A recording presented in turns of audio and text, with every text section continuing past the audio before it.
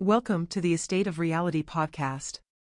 Join two of the smartest people in real estate as they talk about the reality of today's real estate world. It's nothing like TV. This is the real world. If you are planning to buy, sell, or invest in real estate, or if you are a real estate agent, this podcast is for you. Your hosts are Melissa Haley, broker for North Texas Top Team and CEO of Agent Advantage Coaching and Training, as well as Stephen Etzel, real estate broker, instructor, and owner of Stephen Etzel Real Estate Consulting. Join them as they talk about all things real estate. Subscribe today to catch all of the episodes.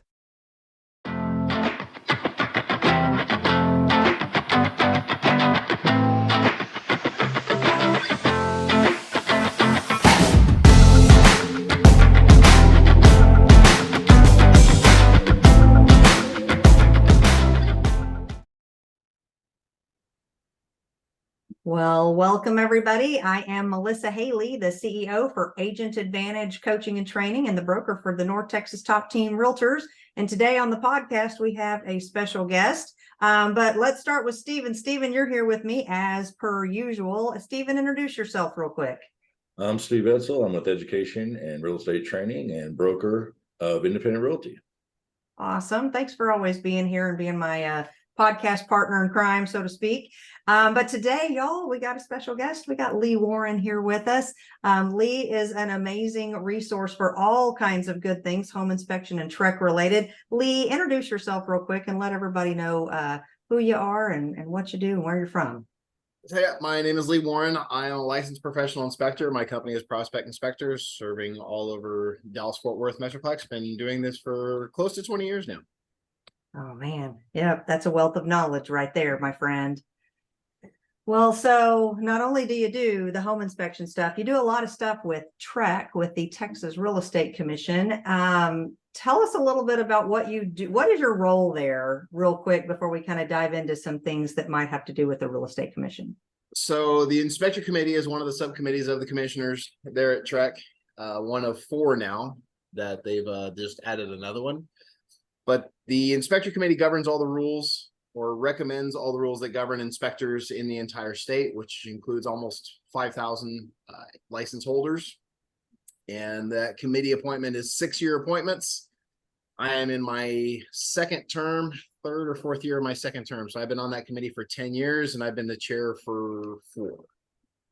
Hey, so all of the home inspectors in the state, you're basically working on the rules and the regulations and what keeps home inspectors doing the right thing for the consumers in the real estate space in Texas, right? Yeah, licensing, renewals, as well as the standards of practice, what rules we are governed by on every inspection that we do on every house. Okay, well, so you are in the know. So let's talk just a minute about something that has been I don't want to call it a new rule. It's not a new rule, but one of the things that we've discussed previously is this whole idea of home inspectors working with brokerages and getting recommended, right? Because that's a thing. If I'm a real estate agent or if I'm a real estate broker, I'm going to say to my client, you should get a home inspection. Here's a list of people, right? But let's talk a little bit about how that works, because we have some rules in place to ensure that the consumer's protected. Can you talk a little bit about that? Sure. So yes, I mean, most inspectors are going to look towards realtors as a referral source. That's where most inspection referrals come from. Completely understand. And most realtors are going to give a list with at least 3 vendors on there to give to their clients so they can ensure that they have ample choice, whatnot. Where you start getting to the tricky parts is when that list, the people that are on that list are have paid to be on that list. And that's where you start running into a real problem. There's potential RESPA ramifications there, but there's always been a rule on the inspector side that we are not allowed to pay to be a part of a preferred vendor list. However, there was no rule on the agent or broker side. Well, about 3 years ago, that got changed, that the same rule that was in place for inspectors has now been duplicated on the realtor broker side or in the agent broker side. Then COVID hit, so it all disappeared and got lost in the mix, but it's starting to become an issue now. There are brokerages out there that you're not allowed to step into their office or talk to their agents unless you pay to be a part of a program. There's some that you have to pay per office, and you can't talk to the agents for this office if you haven't paid for that office and whatnot, which is in its form that they have it in is an actual violation, and can be reported to TREC. The problem you start running into is that many vendors, not only inspectors, but this goes for mortgage companies, title, home warranty, so on and so forth. A lot of people that are kind of victimized by this are afraid to file a complaint against the brokerage because they're afraid of, retribution or being blacklisted from that. So in the end, TREC can put the rules into place, but unless somebody actually complains, there's nothing they can really do about it. TREC is a complaint-driven entity. They have to have a complaint in order to start an investigation. They don't have people out policing this and whatnot. And TREC, unlike TXR, does not do anonymous complaints. So if you're going to file a complaint with TREC, you have to step up. And sometimes it takes somebody to have the courage to step up when somebody's doing something wrong to make that right. But you can still pay as far as normal advertising rates, lease space, stuff of that nature, but it can't be excessive to where somebody looking at it from the outside realizes that it's exactly what it is. Brokerages should be making their money by selling houses, not off the backs of affiliates and vendors. So as long as you pay for advertising, they call it advertising purposes, that's perfectly legal. Right, as long as it's the dollar amount is commensurate with the advertising that you receive, like market rates of advertising. So if you're paying for one line on there, but you're paying $800 a month, that's not commensurate with what advertising rates are for that particular type of advertisement, and TREC can see that as a blatant violation of the rule. So they basically lined that up with the RESPA violation. Yes, it pretty much lines all the way across. But RESPA has that little secret there that says if you're not getting monetary gain, so you can refer back and forth as long as you're not paying for it. So I see what you're saying. So as long as we call it advertising at the average rate, okay, that makes sense. And some brokerages would rent a desk out in their office to a mortgage company as their mortgage, and they charge them $10,000 a month. Yeah, right. It's like you can't do that anymore. That's completely against the rules. That makes sense. Still happens, but so wait, because I feel like the whole idea behind this is that the reason we're doing it is so that if I'm a real estate agent and I'm telling my consumer, here are some inspectors you should consider, that these guys are actually good inspectors that I've worked with before. My other clients have had good success with them. Not here's a list of 3 people that paid me money, because you're saying that can be the case though, even as long as it's an advertisement. So now I'm giving my client an ad. Here's like an ad for 3 vendors. Yeah, and you can do that so long as it states on there that it is an advertisement. Those are paid slots. So as long the whole issue here is consumer protection, and that's really what TREC's focus is. If the consumer knows that the list you're giving them is a list based off people that have paid to be there, that's one thing. I mean, that can still be classified as an advertisement. But if you're presented as, hey, here are some people that I recommend, and you don't even know their names, that's a problem. So in the end, it's and truth be told, it's a consumer's choice, so you can't really, that's the other issue here, is kind of limiting consumer choice by whomever can pay for that space to be on that list and who can't. When it comes to inspectors, the vast majority are sole proprietors. Sure. And you start running into, your marketing budget is limited to what's in your checking account. But with multi-inspector firms, big company firms that have, 20 or 30 inspectors, they have much bigger marketing budget. They have a business development person, whatnot. They can afford to be on those things. And so you start pushing out these large inspector firms that you don't know what inspector you're going to get when you call on that inspection, call for that inspection. And that's, that raises its own issues. Yeah. Do you think they're ever going to get to the point like TDI where you're going to have a separate entryway? Or P53 violations, where they're going to, if they do rent an office, they're going to have a separate entryway and exit? If they do rent an office? I don't think they're going to do that for inspectors. I don't really see that coming down the pipe with kind of what we do. Mm-hmm. Like I said, the vast majority of us are sole proprietors with pests, pest inspectors and other ones like that. That's still very common to have a brick and mortar location, but inspectors, it's just not. Yeah. Now I'm going to be an advocate here. All right. Sorry about that. This All is right. kind of my place on the show. Yeah. I always figure there's loopholes out. What you explained was advertising is okay. However, we have a lot of mom and pop places. I totally understand that their budgets are very slim. And if they're consumer protection, it sounded like we were veering more towards if somebody has more money, they can buy the power. Does that make sense? So then now that went off into the bigger companies are getting more business. Right. And so my question is it all the way across the board as in, hey, there's a certain amount that you can spend? Is there a certain way that you have to advertise? And let's be honest, even in real estate, if you don't have any money, you can't pay to play. No, absolutely. And that's going to be the hard part with your bigger firms, whether it be inspections or home and warranty or title or whatever the case may be. You know, the golden rule, he who has the gold makes the rules. Right. And the key there is that if it is an advertisement that somebody is paying for, it has to be stated that it is an advertisement. So the consumer looking at it doesn't think, oh, these are 6 inspectors that Melissa, knows and she has vetted and whatnot. These are 6 people that has paid Melissa to be on this list. That'd be a kickback. They can still make their own determination. I gotcha. So even if you have more money or not, if you run more ads, that's one thing. That's immaterial. Okay. That makes sense. And the other issue you run into is when brokerages start telling their agents, you can only use the people on this list. Because now you start running into issues with the independent contractor agreement and what you're actually requiring them to do, and so on and so forth. And the agent's not seeing any money from that. The brokerage is seeing the money from that. So that's why they're pushing that on the agent. Well, let's go even further. Because home warranties also have a disclosure, that RSC 2 or 3, I think it is now.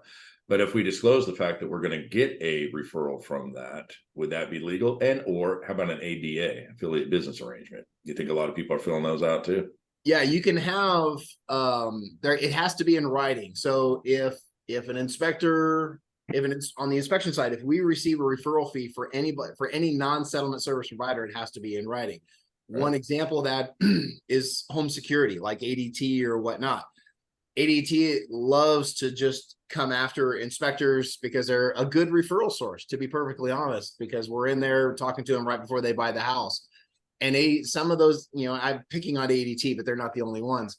But some of those companies offer $150 to $250 per referral that you send over.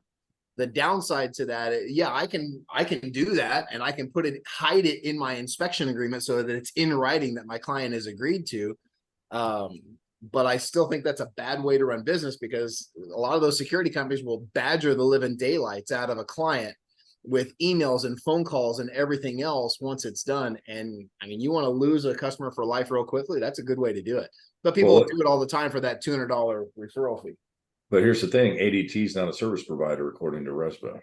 Right. They're not a settlement service provider. That's why they can get away with it there. That's right. So sorry, I think a lot of people don't really understand what service providers are and what service providers aren't as well. Like appraisers, home inspectors, home warranties, if you will, or service contracts. Those are service providers. So when you're getting a referral from a contractor, you're getting a referral. It's actually in our listing agreement in our buyer rep, so we can actually do that as long as we disclose. And Trek actually lists those out individually. Within the rule itself, it lists out what it classifies as a settlement service provider. Sorry, the cat's making an appearance.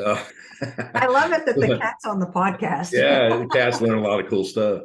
So the interesting thing about that is, I totally understand why would you, and that's also adjusting fees too, and that's not going to help you out in the long run either, because the bottom line is you got to adjust fees according to everything else across the line, kind of like miscellaneous fees when you're dealing with the HUD ones.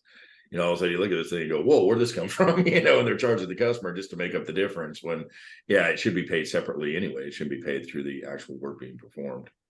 I mean, me personally, I like clean transactions. Whether, doesn't matter what site it's on. It's like, so that when my client pays me for an inspection, they know that there's nobody else behind me, whispering in my ear, or that so that I'm not intentionally not putting something in a report because I don't want to bother, somebody else other than my client or anything like that. It's just what you get. The inspection report, it is a completely unbiased opinion on the condition of the property at that time. Yeah. No influential things. Yeah. So I have another question, because you're talking about, that like ADT or whoever, right? A security company calling you as a home inspector, by the way, they call real estate agents too. Hey, your client just bought a house. We'd love to help them out and hook them up with the security system. They're getting our contact information from somewhere, and then they're asking us for our client's contact information. And I'm kind of right there with you. I don't want to hand out my client's contact information because they're just going to get bombarded. I know this because I'm getting bombarded just like you are. But I think that those companies are getting our contact information as agents and home inspectors, likely from some public data that's available today on the internet. But I believe that we've made some rule changes to hopefully mitigate that a little bit. Can you talk about what's going on with the Trek website and our contact information for those of us who have contact information on Trek? So a few years ago, everybody's the address, their business location address, telephone, or an email had been on Trek's website. So if you look up a license holder, all that information was there. A few years ago, we got it changed to where the address for the home inspector license was taken away. The city, state, and zip was still there, but the street address or business address was no longer there. The biggest reason being that inspectors, like we talked about, most of them are sole proprietors. And so that business address is their home address. And that's a bit of a safety concern. Yeah. So we got that taken off. That was a couple of years ago to help keep license holders a little safer because I actually fell victim to that myself, had somebody show up at my door.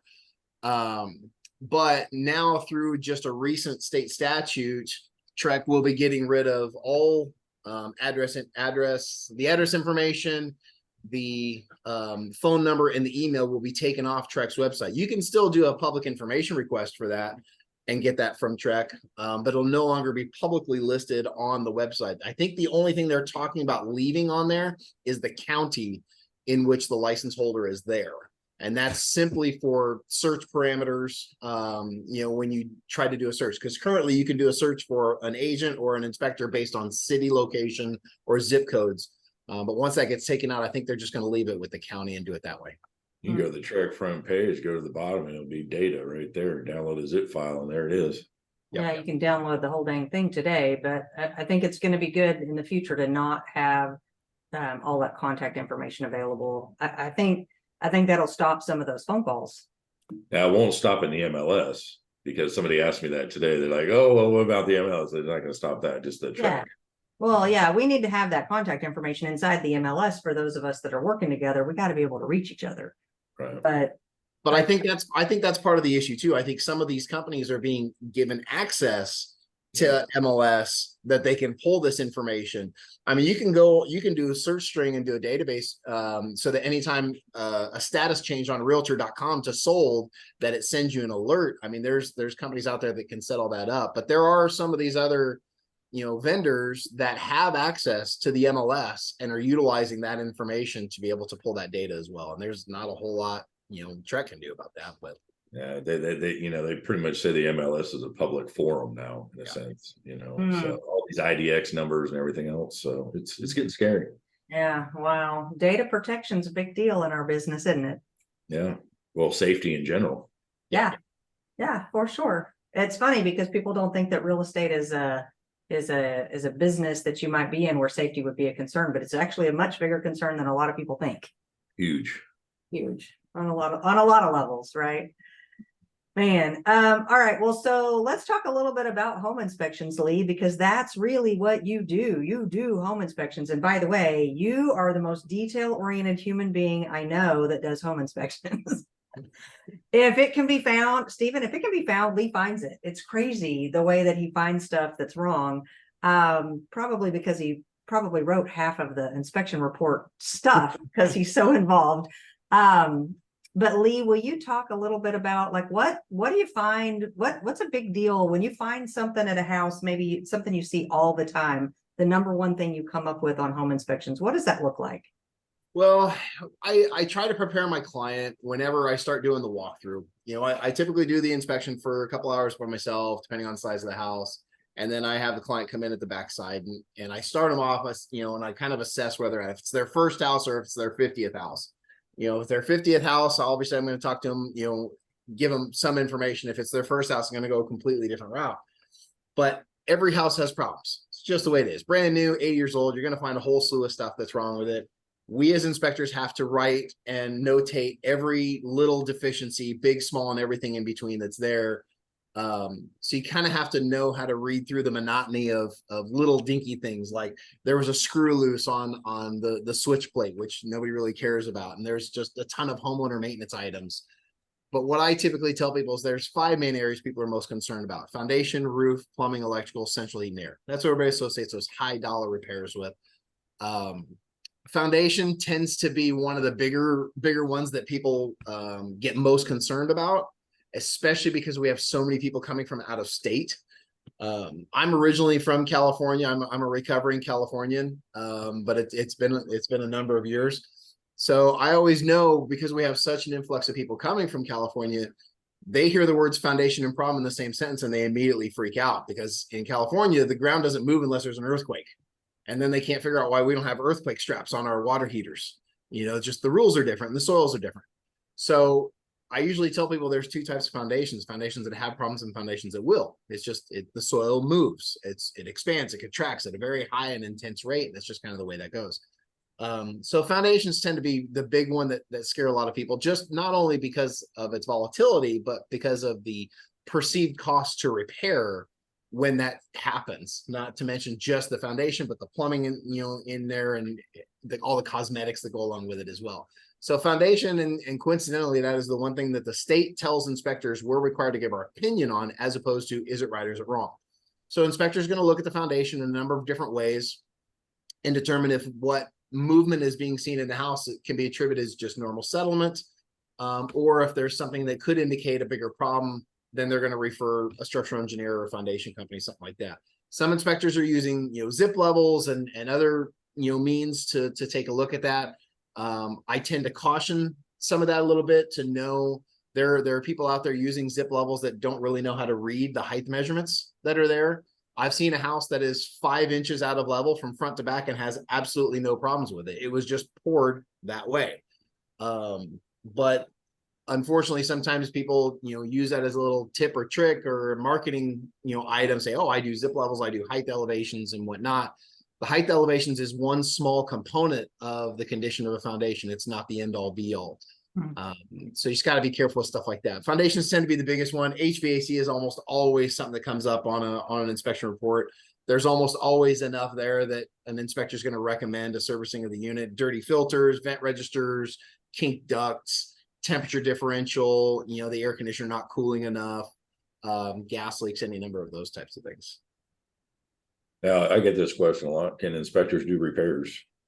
No, so it's a good question, and it actually is in our rules that an inspector is not allowed to do a repair on any property they've inspected for at least 12 months.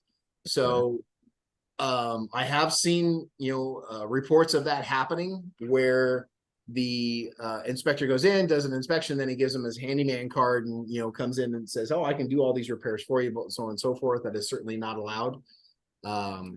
So I also recommend for people, if they're just, before they hire somebody to look at probably their biggest investment, look them up on Trek's website.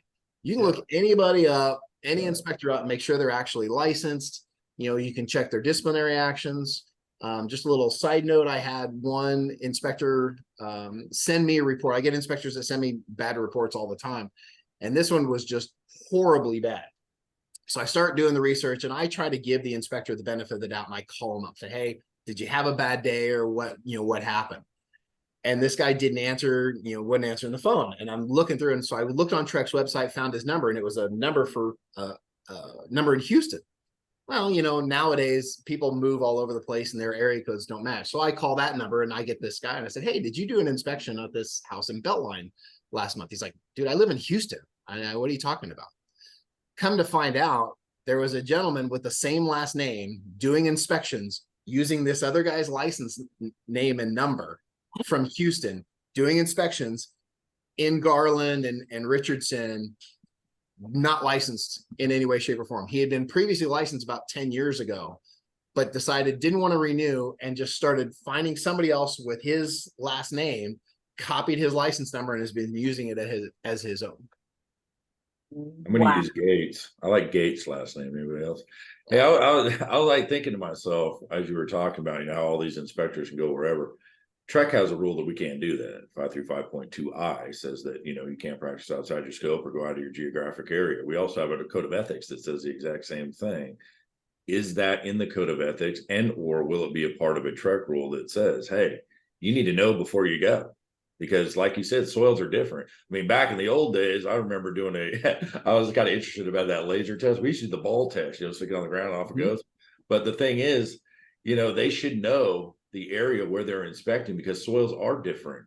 I specialize in farm and ranch and so on, and soils all over the place move differently. There's different building techniques. There's different building codes. And I know you're not, you can't really inspect all the way to all the building codes and so forth, but should you still at least know before you go? I think it's a good idea to know that. There's nothing that actually prohibits that. Inspectors are not bound by the same code of ethics that realtors are. But there is a level of competency. Unfortunately, that is not specifically spelled out as far as that goes. The vast majority of the standards, the way they're set up, the goal of the standards of practice is that anybody in the state can do an inspection anywhere. There are little nuances that you'll have. For instance, soil is a big one. Also, if you get closer to Houston, you have to start thinking about wind load because it's closer to a hurricane area, areas that are subject to hurricanes, and you have to think about wind loads. No different than if you went to a really high elevation, you have to think about snow loads on a framing and stuff like that. So there has to be some competence level within the geographical area that you're there. I wouldn't go down to Houston and do an inspection down there. I've done inspections down in Austin, but they were for like condos, and multifamily units, interior units, stuff like that, to where it's really just plumbing, electrical, and HVAC, which are pretty standard across the board. But you start going into big geographical different areas like that, you start running into a number of different things. Stuff out in El Paso is going to be different than it is in Dallas. So competency is a wide range. Yeah. Unfortunately not defined. Yeah.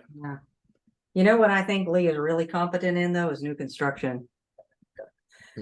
Lee, what's the difference between new construction and resale when you get in there and start working with these builders? Because I know there's a lot of little nuance. Speaking of nuances, a lot of stuff. There are a number of little nuances with new construction. A lot of people assume that because the house is new that it's in perfect shape and it's great. And a lot of times the builder or the builder's representatives will convince a buyer of that fact, stating it's absolutely useless to get a third-party inspection because we have our own inspectors. We hire third-party inspectors. Plus, there's a city inspector.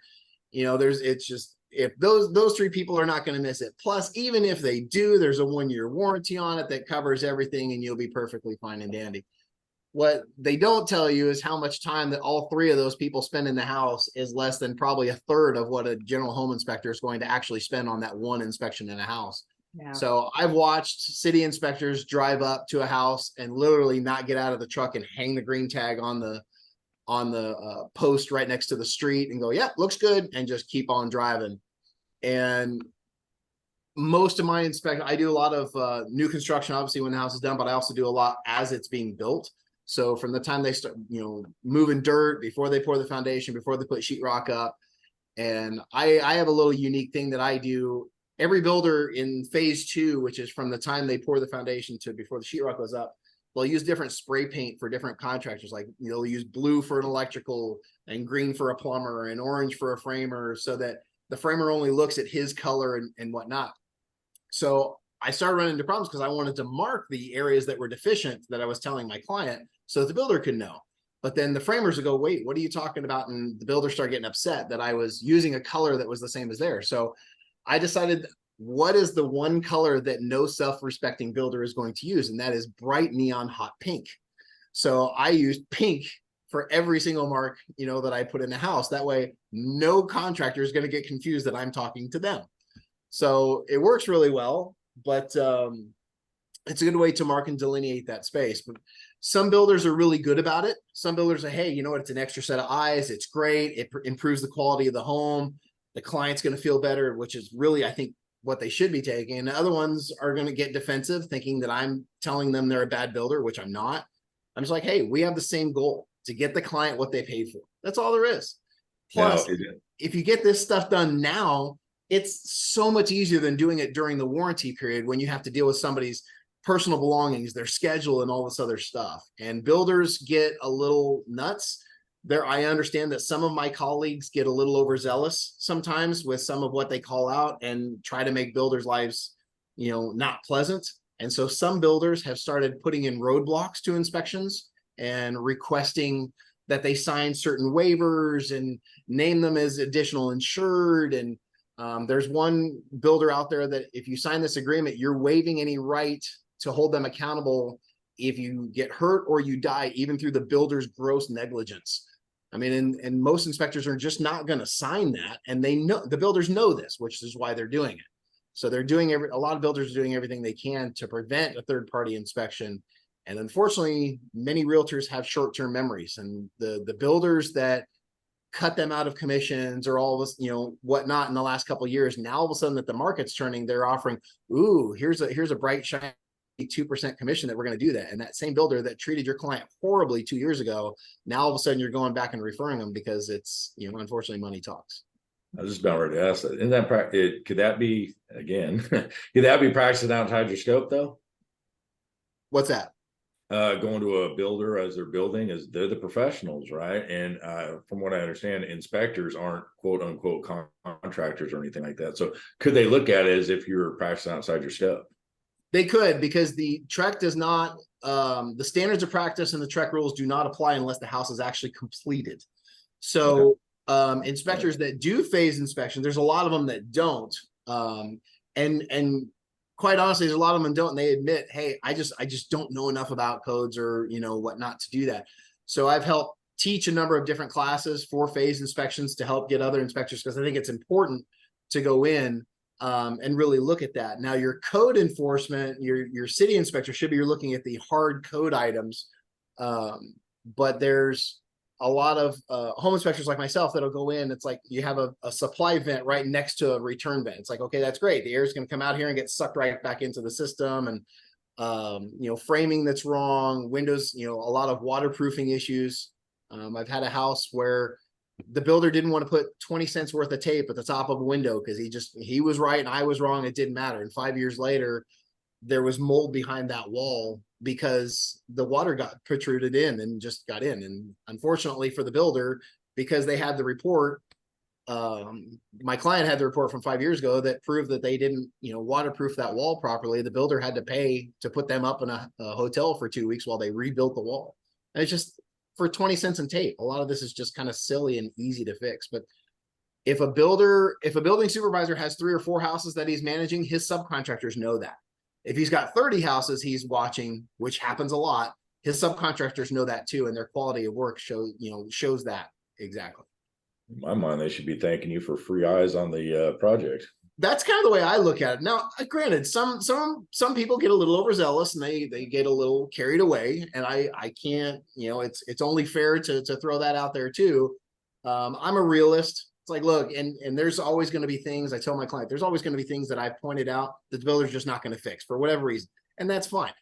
Most of what I'm calling out are little small dinky things that may never show themselves later on. But if they do, and the builder has chosen not to fix them down the road, even outside of the warranty, it puts you in a much better position to hold them liable for knowing that it was a deficiency and choosing not to fix it. All right, let me ask this. This has kind of crossed my mind. That could say it sounds like liability all over the place, right? Because I mean, obviously you're giving professional advice. If the builder allows you to do it, that's a stemmable agency, which basically means that they can act as if you're representing them at the same time, but you actually represent the client, correct? Absolutely. So if you represent the client, you're the client's representative there. And so I think a lot of people don't really understand the fact that you represent the person that hires you, not anybody else in the transaction. So you owe the fiduciary duties to them, due diligence, scrupulous, and so on. And so I think a lot of consumers really don't understand how that process works. They just feel like you're going out there staring at something and saying, oh, flag on the play, and you're just kind of standing there trying to get a paycheck to stand there, where they, in all reality, you owe the same fiduciary duties we owe to them. Absolutely. And what I do, a lot of times, every time I go out to a house on a phase inspection, I write a report. You know, it's not promulgated by Trex, so I don't have to do the full promulgated report, but I just type up a report with pictures. Hey, here's the things that are going on. I'll check these things on subsequent visits to the house, so on and so forth. But I only send it to my client. I don't send it to the builder. And so a lot of times client goes, hey, well, how does the builder know? I said, the builder is going to know because you're going to send it to him.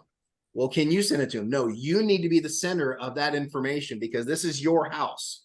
And I don't want to send something to a builder, have them start a communication with me and me assume that the buyer is being told the same information and they're not. So I always give my information to the client gives it to the builder. The builder can contact me and whatnot, but I'll always copy my client on it. So everybody's in the loop because in the end, it's my client's house, period. That's my job, is to make sure that the build is being done properly the way that they want it to be done in the right way. Yeah. And how long are your inspections like recourse? If there are any recourses against inspection, what do they go back about a year or two? What's statute of limitations? Yeah, and it's the hard part there. Usually if there's a complaint filed against an inspector, it's usually done pretty quickly, like right after move-in or something of that nature, because you kind of have to be able to prove that the inspector should have seen whatever issue you're referring to during the course of the inspection. There are things that we can't see, unfortunately, especially on an occupied house. I've had a house before where there was a huge stain in the floor, but they had a huge rug, you know, with a dining room table covering that floor. There was no way I was going to see that. There are things, and people will hide things intentionally from an inspector. We're not allowed to move, like if there's a little table in front of an electrical panel, we're not allowed to move that to get to the electrical panel. It sounds stupid and silly, but it's a huge liability issue. That table, you lift it up, all of a sudden one of the legs falls off. It's no longer the $15 table you got at Walmart. It's a priceless family heirloom that you now have to replace, that their great grandmother Gertie gave to them when they were a kid. It's people do that and they set it up like that all the time. So I have, some of the classes I teach, I have a PDF that I give that has a list of things to prepare a seller for inspection day.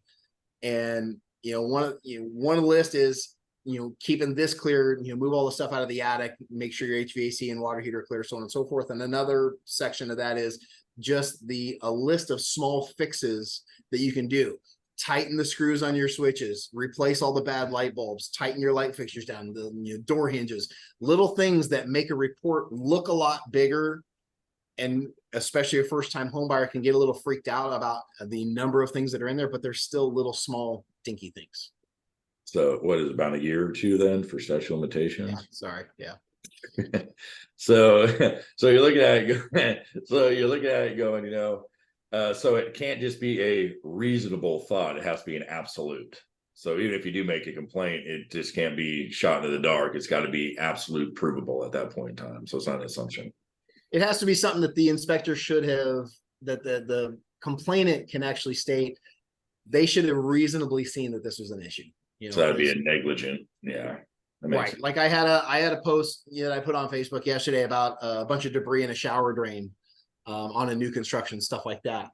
If they didn't run water through the shower and didn't actually pull that, or look down that drain hole to see that debris, and all of a sudden the buyer moves into the house, they run the shower and it floods the bathroom, and a plumber comes in there and says there's all this debris in there that should have been easily visible. That's something that could have been a viable complaint. Yeah, what a reasonable person should have known. So negligent. Yeah, totally makes sense. So you talked about people might hire a home inspector for new construction. You kind of touched on people might hire a home inspector for resale property. Is there anybody else who hires a home inspector? Warranty is a good one that people will do a lot. Again, that doesn't technically fall under the TREC guidelines because it's not a property that's subject to a sales transaction. But most inspectors that do warranty inspections will do the same exact inspection you would do on a regular house. You use the same report just because it's a lot easier and it's very consistent.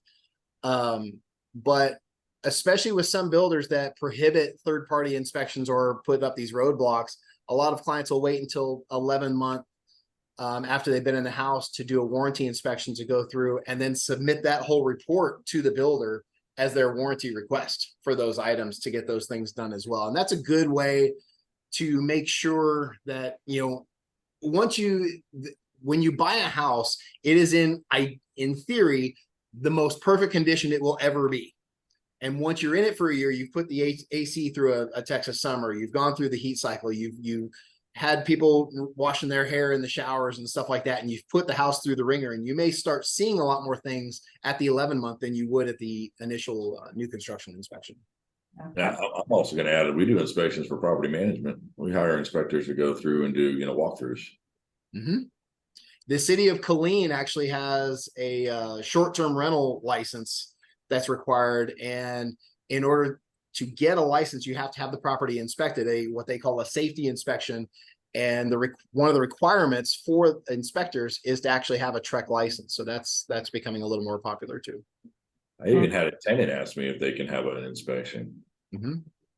I've seen tenants do that. I've had tenants call me up and want an inspection on the property because they've been making the landlord aware of certain issues that were going on, and they wanted some documentation to back up their claim of, hey, this is an unsafe situation, or whatever the case may be. I smell an opportunity for a subpoena there, Lee. You set yourself up to subpoenas all of a sudden. That's my no fun. And that happens. I was a expert witness for TREC, unfortunately, against an inspector earlier this year, and it's hard to do because they're colleagues. I don't know them personally, but I don't like to go against a colleague. But in the end, TREC is about consumer protection. If you did somebody wrong, you have to be held accountable for that. I mean, I think we can all agree if we all got to follow the rules, so should everybody else. Absolutely. No matter if we're all in this together or not, we got rules to follow. This is, and a lot of times it takes somebody to realize that they're breaking the rules to get better at what they do too. Constructive criticism is what I like to call it. I mean, with every industry, you got bad apples. Yeah, right. And there's every industry, you have somebody that makes the entire industry look bad, and we got to get rid of those people to make us all that do things right, make our entire industry look better. Yeah, great. It's kind of like when I tell people, they ask me, why is my insurance so high? It's not because of you. Just think about that. Car insurance isn't because of you. It's because of everybody else and drive around without it. So, or reckless driving, whatever the situation is. So, yeah. I think our E&O, eventually it's going to go through the roof if we're not careful too. Yeah. It's creeping up there. That's for sure. Yeah. It's starting to change around a little bit. That risk is high. Yeah. So it's a lot of risk for sure. All right. Well, Lee, any last parting things you want to share with everybody before we get out of here today? No, just, I would reiterate, vet your inspector, whether you're an agent or a consumer. Vet your inspector, talk to them. Don't just refer because they have the nicest new flashy thing, or they put you in a raffle drawing for some free trip or something. Actually do some research, because as an agent, if you refer an inspector for your client, that's a huge reflection on you. And we kind of need to be cognizant of that. And I can't tell you, there's been times where somebody's called me and put me on a list. Hey, you're on a list of my inspectors, great. And I take the list and I look up everybody that's there. It's the OCD part. 2 of them were expired and 1 of them was dead. And I'm like, okay, I'm pretty sure you're not going to be able to, refer that guy. Yeah. So, check your lists. If you're an agent and you have a list that you refer out to people, check that list periodically. Make sure that those people are still active, that they're still licensed, that they don't have any recent disciplinary actions that have come up that could, detrimentally affect your clients. But know who you're referring before you put that word out. Well, the good news on that note is if you're 1 of 3, you got a good chance. I'm just saying, if my increases, they went up. Actually, I was 1 of 5 because they were still referring to people that were expired. You're like, yeah. See? It's always a good point. So you're saying there's a chance. Yeah, there you go. That's awesome. I love it. I love it. Well, thanks so much for being with us here today, Lee. We really, really appreciate you. Lee Warren with, is Prospect Inspectors, right? Yes, ma'am. Prospect Inspectors. Didn't want to get it wrong. All right. Well, thanks for being here today. We appreciate all of the great knowledge. And everybody out there, just join us next time on the Estate of Reality podcast, where we talk about the real reality of the real estate profession. See y'all next time. The next time.